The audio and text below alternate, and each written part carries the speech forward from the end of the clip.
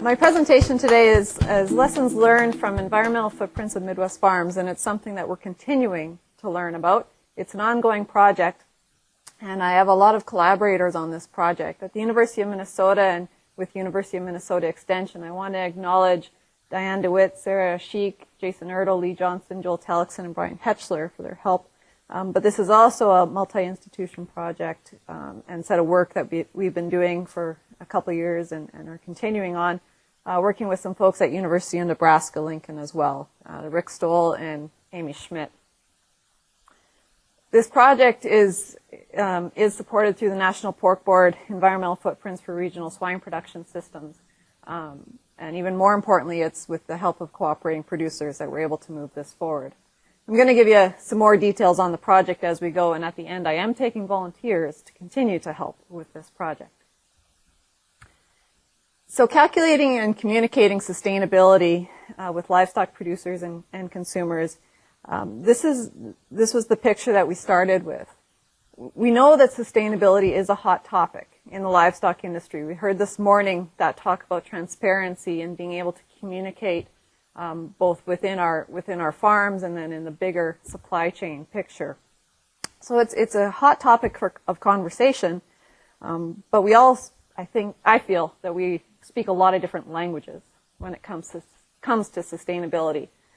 We have environmental aspects, we have welfare aspects, and we also then have a lot of different terms for this sustainability conversation.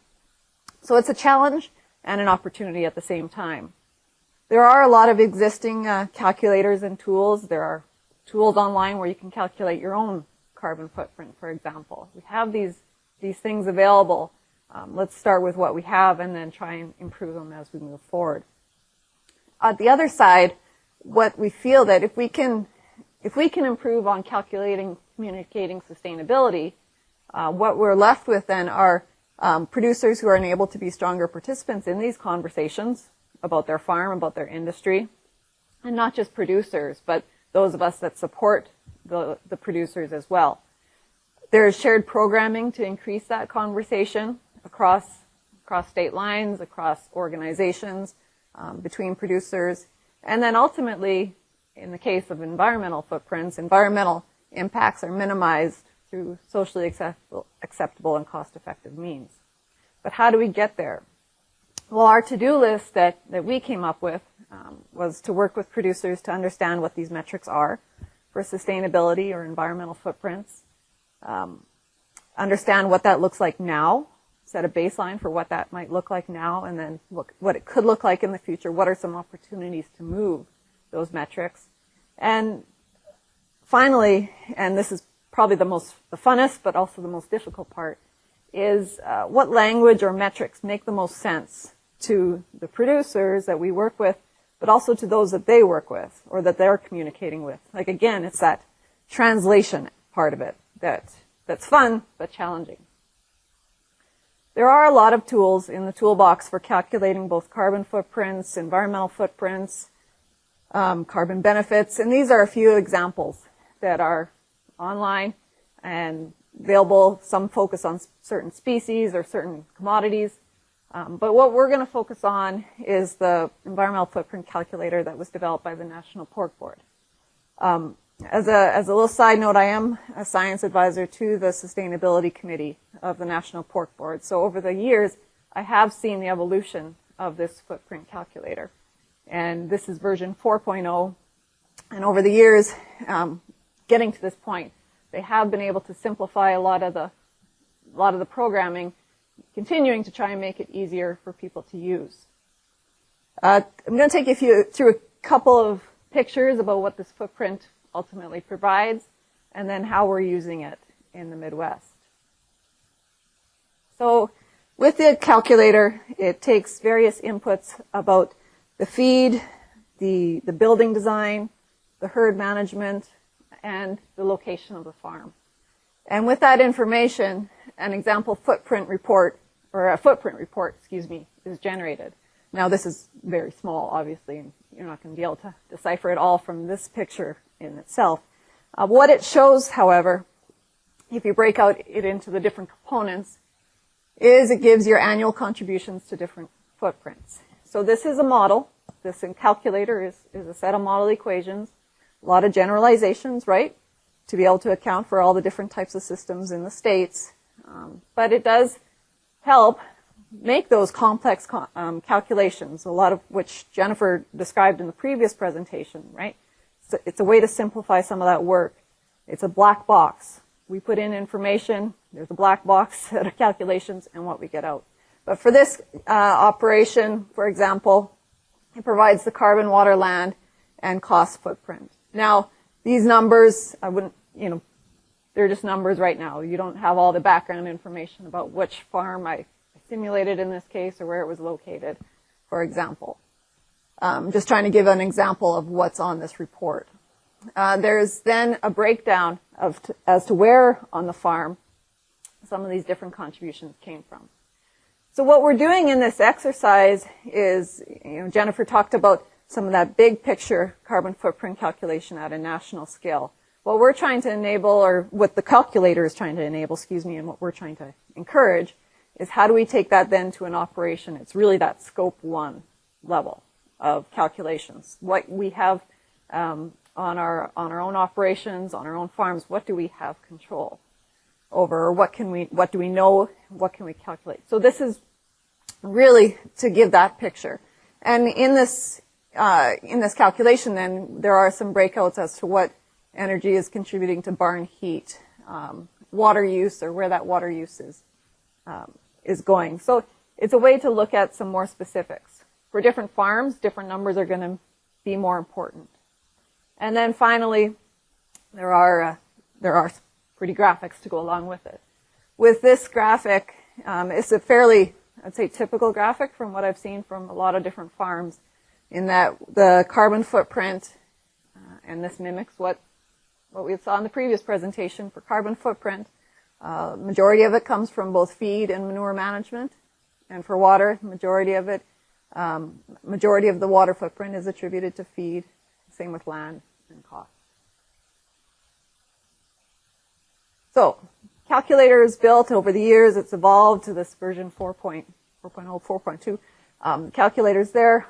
If you build it, will they use it? Or if you build it, will they come? Right? Field of dreams. Well, we have some perceptions. We're still continuing to gather information from producers that we work with as to why they have or have not adopted this. What we perceive at this point as some incentives to adoption is that it enables them to tell part of the story of their operation. It's an aspect that they understand of their operation, or that they're trying to improve. That story of continuous improvement, this is some information that goes in there. The other incentive to adoption right now that we're finding is that someone is asking them. Myself or Sarah or Diane, we're asking producers, can you help us with this project? And in the end, as an incentive, I guess, we're helping get that footprint to them. Anyone can calculate it online, but we feel that extra step of someone asking does seem to make a difference. Some of the barriers that we see to adoption is simply a lack of awareness of the tool, which is understandable. There's a lot of other things that we all have to manage on a day-to-day basis. A lot of other things are probably going to take priority, but how can we just continue to improve that awareness and help overcome that barrier? Low priority. The input data that goes into it is fairly simple, but it's still sometimes something that someone is likely going to have to look something up. As a somewhat of an analogy, when I was putting this together, I thought, I should really look up what my carbon footprint is. So I went online, found a calculator, and then it asked what my annual electricity use is. Well, I don't know what that is, so I would have to look that up, and I stopped there. It's a barrier. It's something that we all face with a lot of these different types of models. If we were to make models simpler, they just become more generic, and you don't get that real tight calculation for your own system, your own farm, your own use. Maybe easier, but then you lose some of that specificity. So there's trade-offs.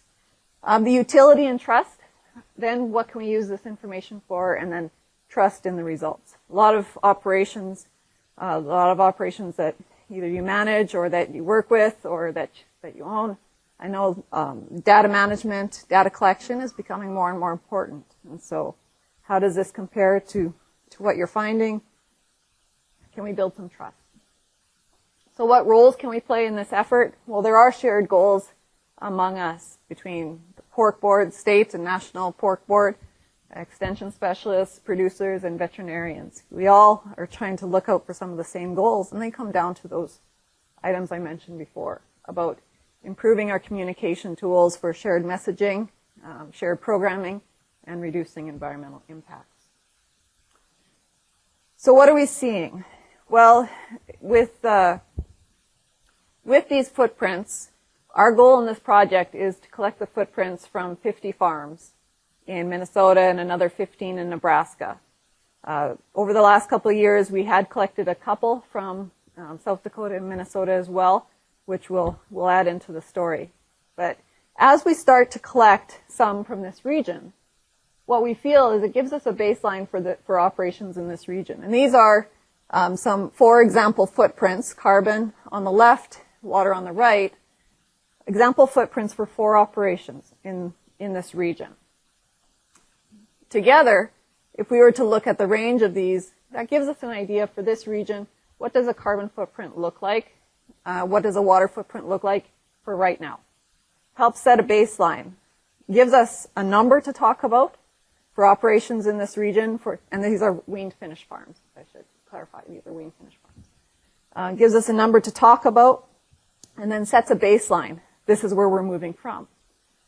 The other aspect to this is that by pulling these data sets together, recognize that there are going to be trade-offs. If you look at the carbon and water footprints, these images between these two pictures, and if you were to order the operations from high to low, that order is different between the two graphs. That mimics something of what Jennifer said in hers as well, is that carbon and water footprints aren't correlated necessarily. There are going to be trade-offs. Some of that comes down to distance. Some of it comes down to the location and the amount of irrigation water or something, for example. A lot of factors go into these different footprints. Recognizing, though, that for an operation, you have a carbon footprint, a water footprint. Improvements in one might mean a decrease or a lack of improvement in another footprint. So it just adds, I know, to those decisions, and that there's very rarely a silver bullet. But you have to recognize that, and it becomes part of our conversation as well. There's always opportunities for change, and environmental footprints are going to be an aspect, I think, or are an aspect to some of those decisions, not necessarily the entire aspect, but it can be part of it. But how do you go about getting some of that environmental information? The calculator is one tool for some particular changes. In this example, these are example footprints, and this one was run for the mortality management by rendering, and this was for the mortality management by composting. I'm not necessarily promoting one or another, but I'm just showing that there are some aspects here that can initiate some changes. When we look at the total carbon footprint and water footprint, they really have not changed significantly. If you were to look at it on a per pig basis or per pound of pig basis, the numbers haven't changed based on these two mortality management styles. But if you do look at the carbon footprint for dead animal disposal for rendering and compare that to the number for composting, there is a big change. So on the global big scheme, where a lot of that comes down to feed, manure management, no, it doesn't make a difference. But if you wanted to look at some of these smaller aspects, we can pick out some differences, and it just gives another part of the story. If you're considering a change to mortality management, there's obviously a different cost associated with composting as there is with rendering. What are some of those implications?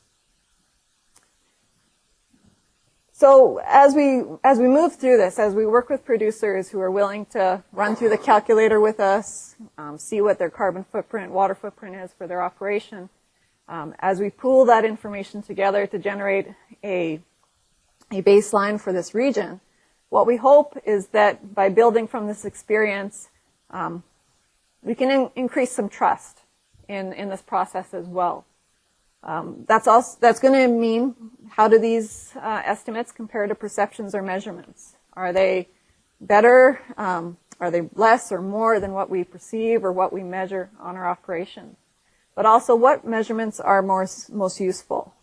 I'm interested in, when I share these results back to someone for a footprint, what's the number that sticks in their head? It's likely going to be something different than what sticks in my head. I see pictures in my head. Is someone going to come back with a number, remember a number months down the road? That's one of those aspects that we're looking at as we move forward. What sticks in people's head as an important metric from here? Can we use that to our advantage, or do we need to improve our skills in translating some of the other metrics? So from what our lessons learned is that these footprints have the potential to add to how we are trying to continuously improve swine production. There are some barriers to overcome in this process. A lot of that comes down to that translation and interpretation of what the results mean. But there are some shared goals and roles that we can all participate and contribute to.